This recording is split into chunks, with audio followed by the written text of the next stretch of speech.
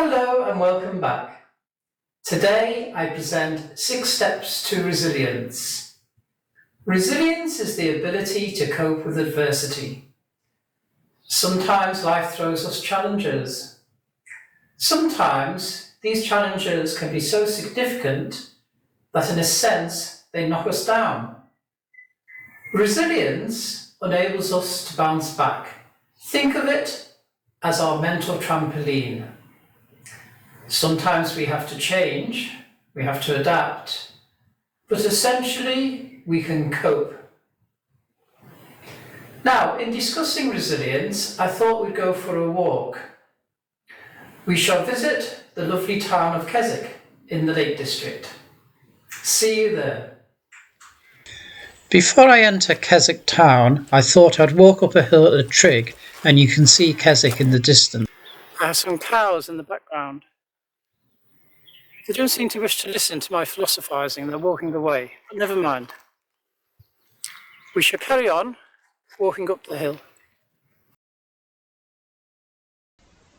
Step 1. Anticipate stuff happening.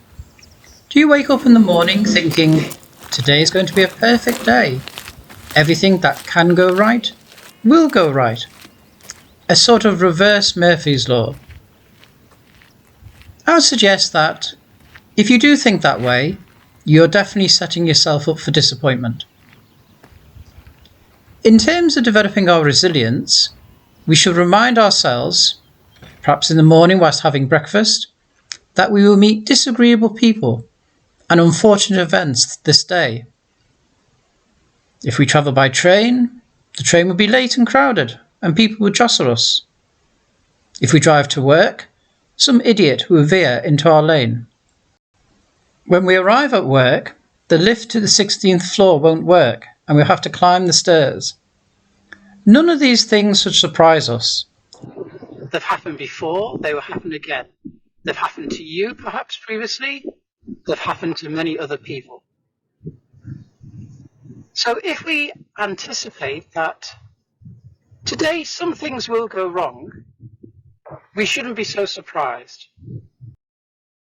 Why get overexcited at something that was not entirely unexpected to happen? Why give this external event power over your inner calmness? Why waste mental energy on it? Create a little distance between an event and your emotional reaction.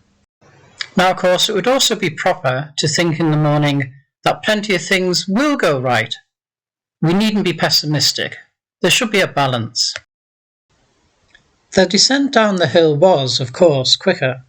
The cows continued to ignore me. Perhaps they are contented and have no need for philosophy. I then drove into Keswick town, where I encountered another animal. So here I am in Keswick town. Now, Keswick town has quite a different vibe to it compared to Grasmere. Grasmere is very much a country village. This is a market town.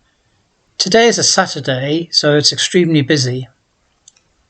So we shall slowly make our way down through Hope Park, which is rather lovely, down to Derwentwater. And once we get to Derwentwater, we shall consider step 2, the dichotomy of control.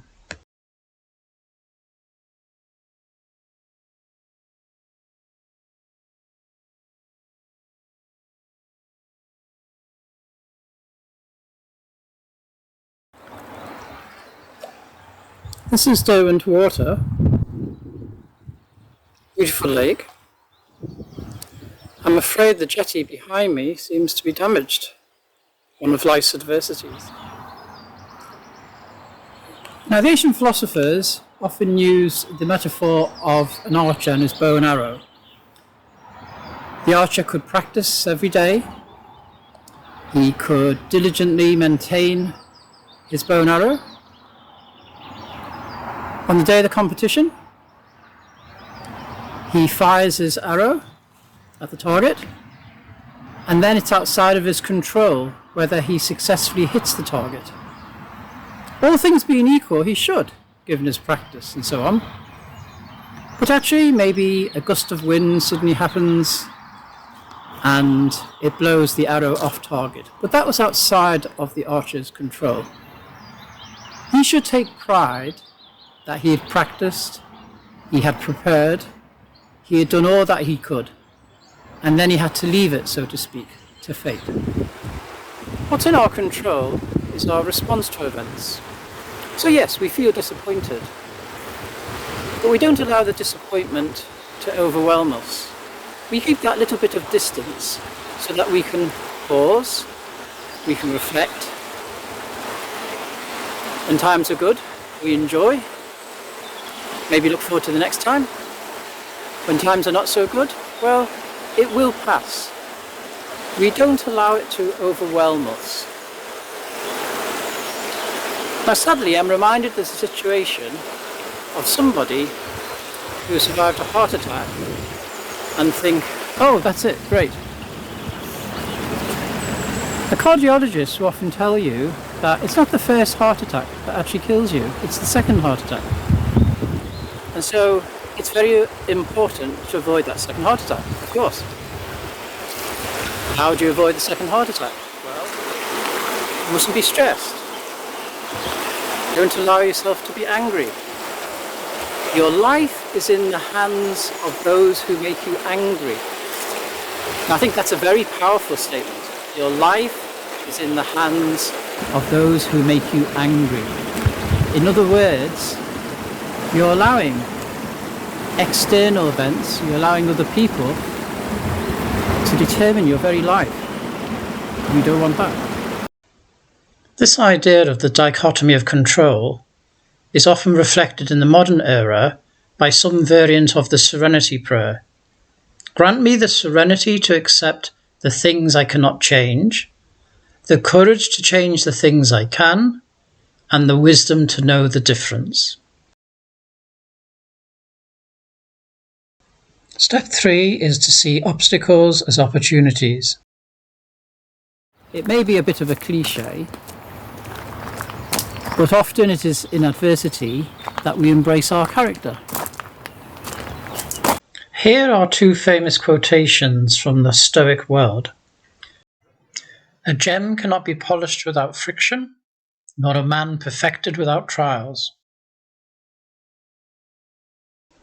The impediment to action advances action. What stands in the way becomes the way. Now, one way to interpret this is that what you thought was a problem in your way actually becomes the key to help you to advance. Let's move on to step 4, practice voluntary hardship. Now, maybe your life is going well, but there may come a day when it's not going so well, and you have involuntary hardship.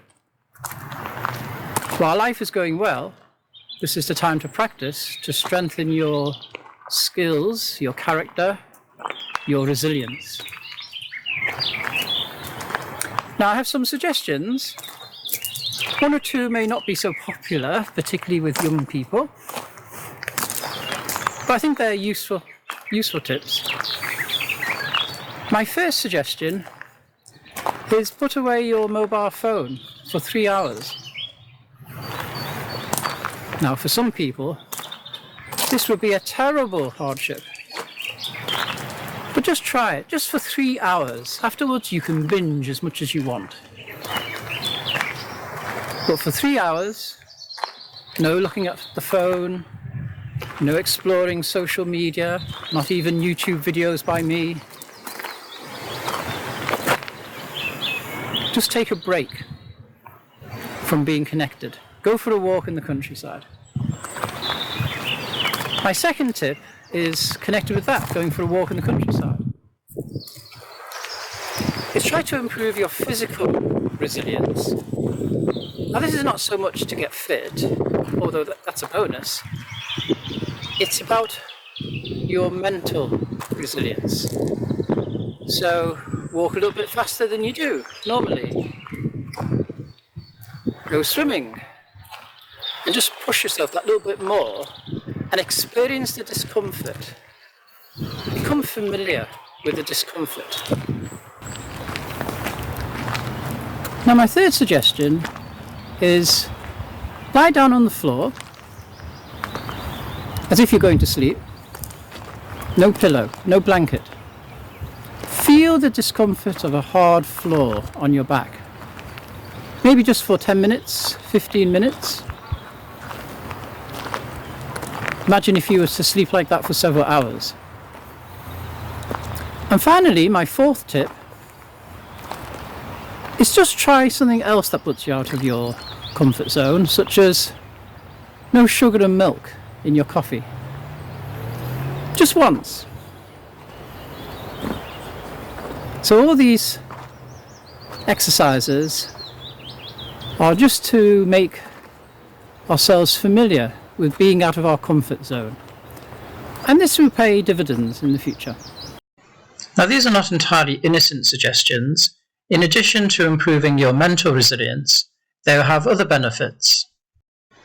Putting away your mobile phone will help you to calm your mind and improve your powers of concentration. Improving your physical resilience benefits your physical health. Lying down on a hard surface, done in a controlled and proper manner, over time will help you with backache and even feel relaxing. Having coffee without sugar or milk will help you to manage your weight and help you to truly taste the coffee. Step 5. Be prepared to wait and see. Consider the Chinese parable of a farmer and his horse. A farmer has a magnificent horse. The other farmers come around and congratulate him. But the farmer says, well, maybe I'm fortunate, maybe not. One day the horse runs away. The other farmers come around and offer their commiserations.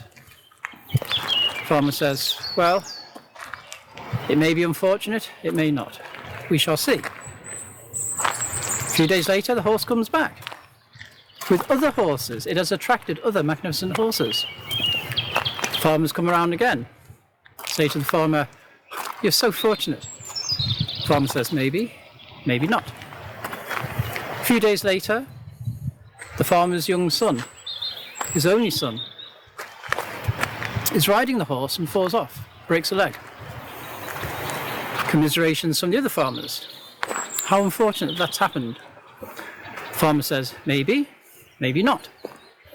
A few days later, the emperor's army marches into the village and rounds up all the able-bodied young men.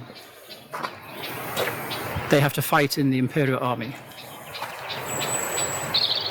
The other farmers say, oh, you're so fortunate that your son was not able to fight and be taken off. And again, the farmer says, maybe, maybe not. So this farmer, in many ways, is embracing a stoic perspective on life. Remember that always having to pass judgment on things and declare them as good or bad, it'd be better just to sit back and say, it'll be interesting to see what happens. If it turns out well, I'm glad. If it does not turn out well, I will handle it and move on. You are on a special journey, your life. Your aim is to flourish as a human being. On a daily basis, you encounter external adversities, but ultimately, these are nothing to you. You're focused on combating the only true adversity that can derail you, namely, doubting your inner strength. You will make it.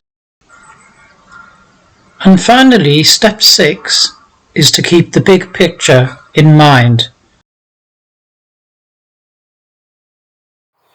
So here I am, standing in the stone circle at Castlerigg. This is just outside Keswick. This stone circle has been here thousands of years and will continue to be here for thousands of years. Now, although our daily troubles are very important to us at the time, they are fleeting. They will soon pass. We need to take a look at the bigger picture, how we are improving our lives. I hope you've enjoyed this video. I look forward to seeing you in the next video. Bye for now.